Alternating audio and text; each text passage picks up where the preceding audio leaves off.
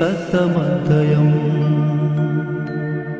वङ्मनौति गोचरं च नेति नेति भावितम् तं नमामि देवदेव रामकृष्णमीश्वरम् आदितेयविहरं शूरारिदैत्यनाशकम्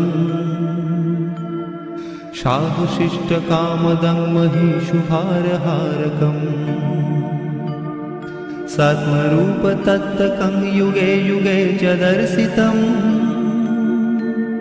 तं नमामि देवदेव रामकृष्णमीश्वरम्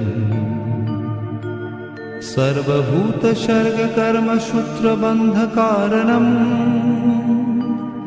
येन कर्म पापपुण्यतारतम्य साधनम्